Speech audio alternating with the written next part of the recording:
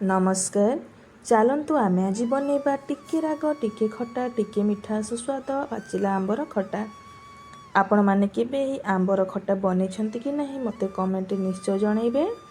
जदि बनै नाहंती थोड़े निश्चय ट्राए करंतु एवं गरम भात सहित खांतु देखिबे बहुत चटपटिया टेस्ट दब। एबे तो आंबर सीजन मध्य चलची। एक्चुअली यह हेउची आग कालर रेसिपी। आग तो सबु समय सबु परिबा अवेलेबल हो नथिला। जो ऋतु में जो सब जिनस मिले से गुड़िक से बहुत प्रकार रेसिपी बनाऊले। यह खाइबा को बहुत बढ़िया लगी थाए। पंचफुटनर बास्ना मिठा आंबर बास्ना घर पूरा महकी उठी थाए। चलतु स्टार्ट करवा आज रही सिंपल रेसिपी। यह बनवाई देखु मु छोट छोट आंब नहीं जाइए। यार चोपा को आम छड़ी नवा।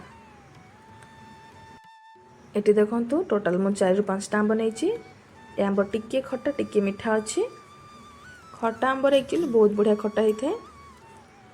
यहाँ बनवाई तुम गोटे सिंपल मसला बनवा से देखो ये मुझे 2 चामच सरिष 1 चामच पान मधुरी 1 चामच जीरा 1 चामच धनिया 2टी सुखिला लंका 1 पियाज एवं 1 पिंच नहीं अदा 1 पाखुड़ा रसुण।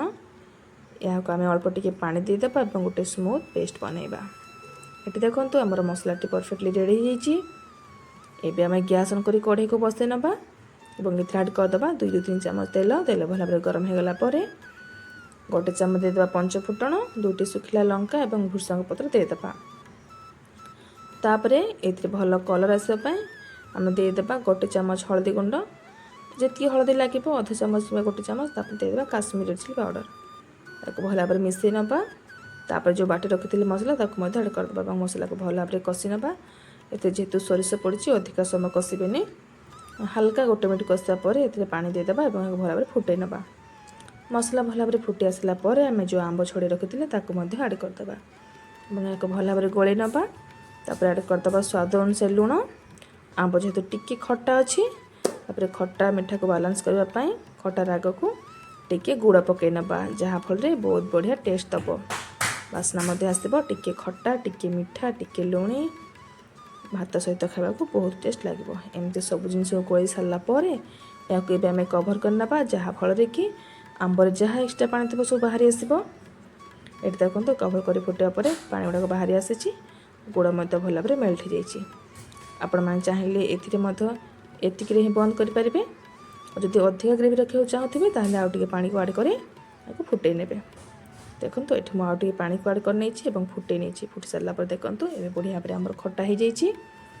परफेक्ट अच्छी ग्रेवी बहुत बढ़िया बास्ना आसूची। देखो केते डेलीशियस देखा जाउची। आपण मन थोड़े निश्चय एमती बनातु एवं खातु देखिए बहुत बढ़िया लगे। आपण मानक आज रही आंब रेसिपी केमती लगला मते कमेंट निश्चय जनइबे। जदि भल लगी थाए ताहले मो चैनल को लाइक सब्सक्राइब शेयर करबा सहित पाखरे थिबा बेल आइकन को दबाई देबे जहाँफल कि मोर नुआ नुआ रेसिपी गुड़ाक नोटिफिकेशन आपण मानक पाखु सर्वप्रथम पहुँची पार। रही सांग माने देखा हबा आ गोटे नुआ रेसिपी सहित नुआ भिडियो रे। धन्यवाद।